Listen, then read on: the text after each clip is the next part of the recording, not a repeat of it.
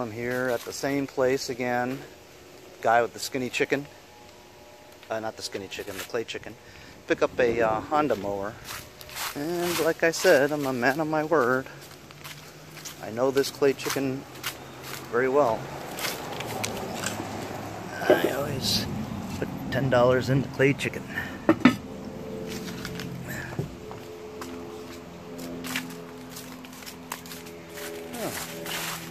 It looks okay. Needs a cover. Like I said, always needs a cover. Let's hope we can get this thing started. Looks okay. Anyway, I'll put that in. Hey everybody, Mowers and Blowers here again on another lawnmower pick and fix. This one I got for $10 over in Wisconsin.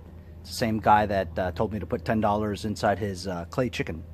You know, dude probably just finds them on the street or something like that and puts them on Craigslist and sells them for $10. Whatever, he gets $10 just for picking it up. Doesn't matter, right? As long as I get it for $10, who cares? Anyway, it's a Honda. It's a GVC 160 overhead cam. It's a little rusty in some places. You can see that this spring was sticking out. This thing was not connected. It was here. It's missing the air filter cover plus the air filter. Looks pretty dirty. You can't push it backwards because the wheels in the self-propelled wheels in the back are locked, but it goes forward, but it doesn't go reverse. So I don't know if it's supposed to be like that. I doubt it. So something's locked up or something. Cable seems okay. I did try to start it. It did not. So I'm just gonna take apart the carburetor and see. By the way, I just want to tell you I hate these carburetors. Two 10mm carburetor bolts, and they're long shaft ones. Pull right out, and the entire carburetor just comes apart. Oops. Careful of the gasket. There we go. And the linkages. Here's the carburetor cover and gasket on the very bottom. Really dirty. Disconnect the breather tube. Ooh, look at that. Some Earl. Oops, sorry.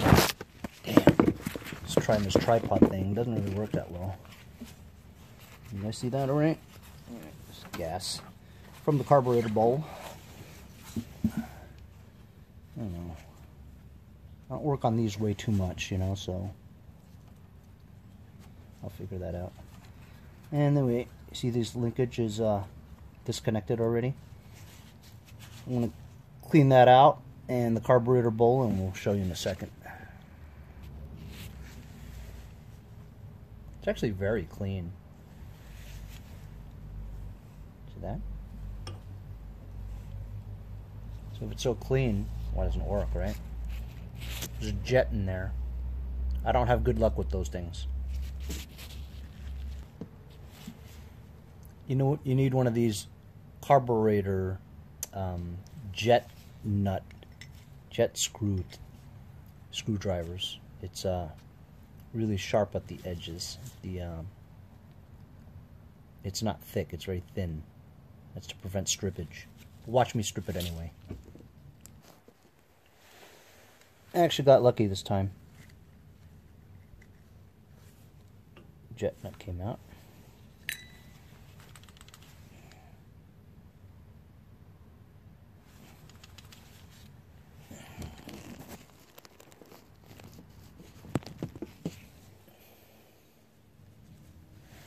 Got this out. Looks like there's been some water there. This white stuff there is usually water. See these holes? They have to be completely clear. And it looks like inside's got a lot of crap in it. So it wasn't getting fuel to the carburetor. I'm going to blow these out with the carburetor cleaner.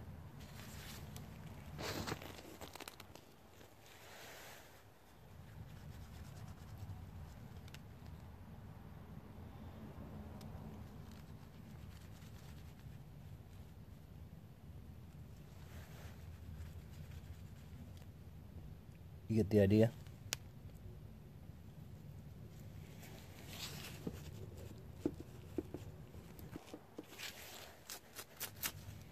wire bristle brush after you poked all the holes out with that bread bag twisty tie thing sheared.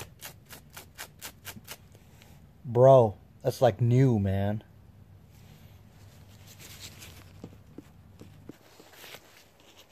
If you're gonna do it right, right?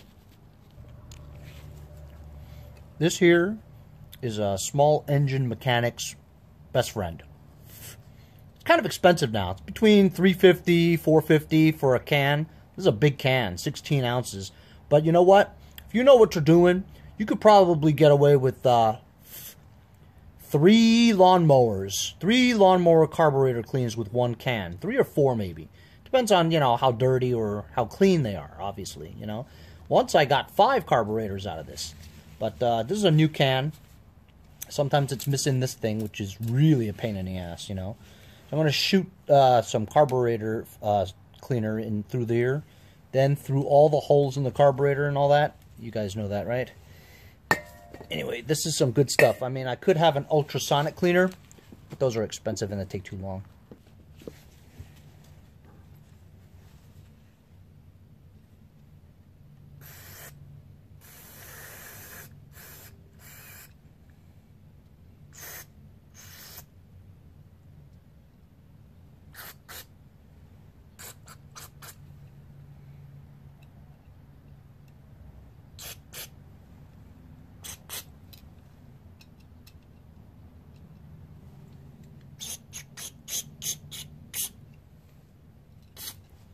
Oh, crap. Shot myself in the face. So when you get shot in the face like that, it's not cool, especially with a guy like me who wears glasses. When my glasses are very expensive, I have the transitional, plus the ultraviolet coating, plus a scratch-resistant coating. And you know what? This stuff takes... If you splash yourself in the face, it hits your glasses. Yeah, my eyes are protected and stuff, but now my glasses are trashed. So what am I going to do? Go spend $300 on another pair of glasses, you know, or at least the lenses? So that doesn't make a whole lot of sense, you know. But you just have to really be careful, you know. I mean, I don't want to wear goggles and it will, you know, take the enjoyment out of doing all this, you know. Everybody needs to get sprayed in the face once in a while. It's fun. That's where the fuel comes out of. And you just spray all the holes in here. Now that's pretty dirty. So I'm going to have to clean that right there. See? Yeah, that's right. And you open this up. Open up the butterfly. Spray the joints. Plate. Like I said, if it's really dirty, it's going to take a long time for you to get this clean. Like I said, you're going to use a lot of carburetor fluid. I'm going to clean this up. I wasn't going to take out this screw, but it's a good thing I did because inside is all black. Super clean. Super clean.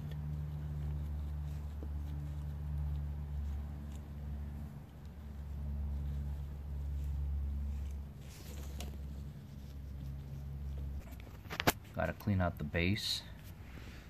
These gaskets are dirty. I'm gonna put this together. So the trick to this is you put everything together, and it's a pain because there's like 3 different gaskets, the carburetor itself and the backing to the carburetor, and then you have to hook up the linkage, and honestly it's really a stupid design. It's really like the only way you can put it together properly, and you still don't even know whether or not it's intact, you know. But you kind of just feel around and you think that you got it. And of course, don't get your glove stuck in there. Fudge. See, I think I got my glove stuck in there. Son, retarded. Damn it. Right. Don't know. I don't feel 100% confident that it's it's right. This ought to be interesting.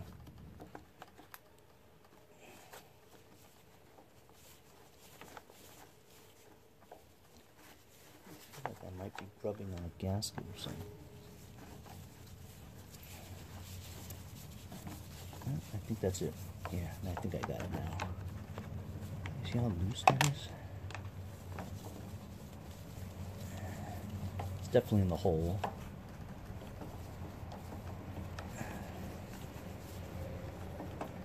Anyway. Alright. That's on there. Took some doing. It's on there. Guess I'm gonna give it a whirl. So I just tried pulling it like 20 times. Didn't work.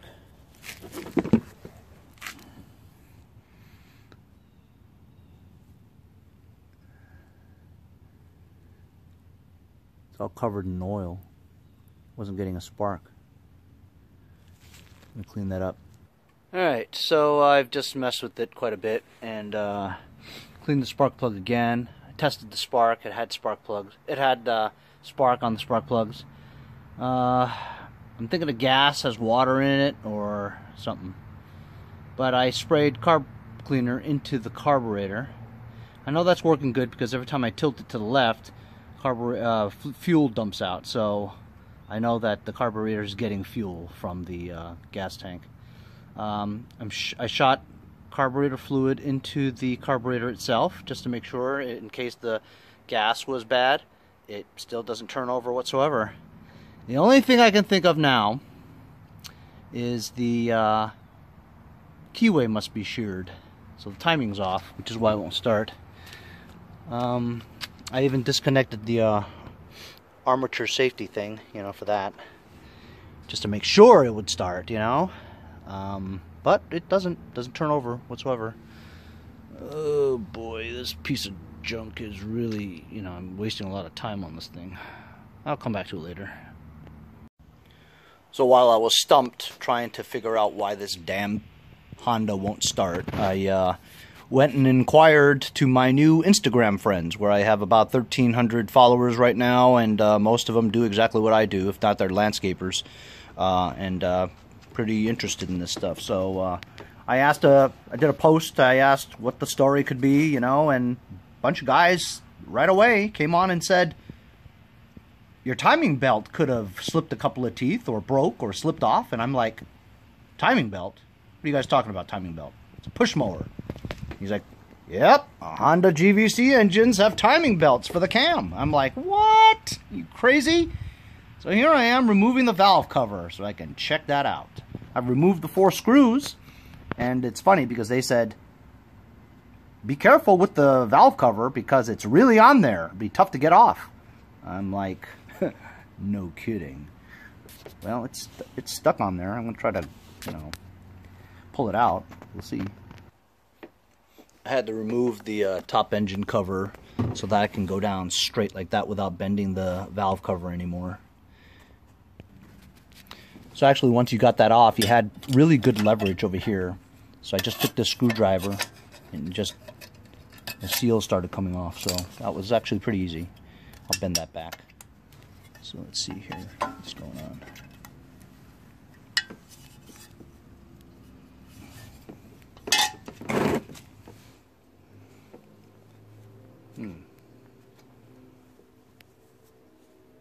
Belt is not broken. Ooh. And the rocker arms don't look cracked. I have seen pictures of ones that are cracked. Here, let me rotate this thing and see.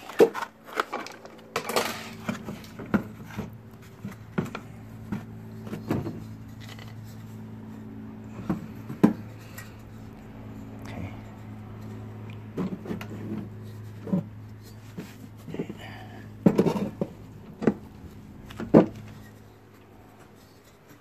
See, man? Both valves are moving. They're not stuck.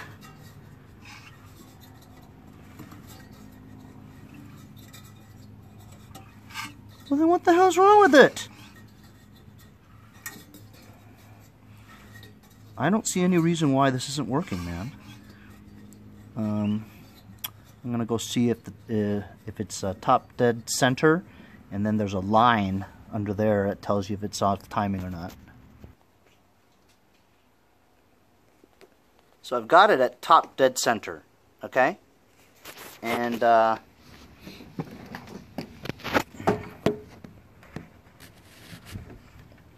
guys can't see that. There is no line that lines up. It's actually on the bottom. Could it be that it slipped 180 degrees? Because there is... I can't show you this thing. You can't see the line, but I could see the line on the other side, and it should be up here, higher, you know? It is parallel to this, but it's on the other side. So that's 180 degrees. Could it have slipped that much?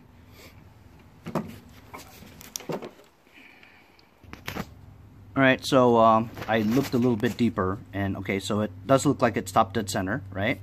And then I just had to look deeper and lift this up so you guys could see. You can't see it.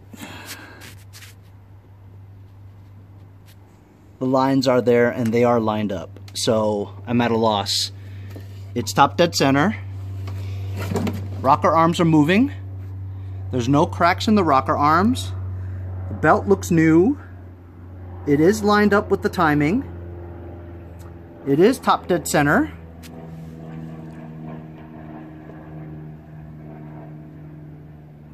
The piston looks clean. No scorching or not even any carbon buildup, it doesn't even look like. I'm really at a loss, guys. Don't know.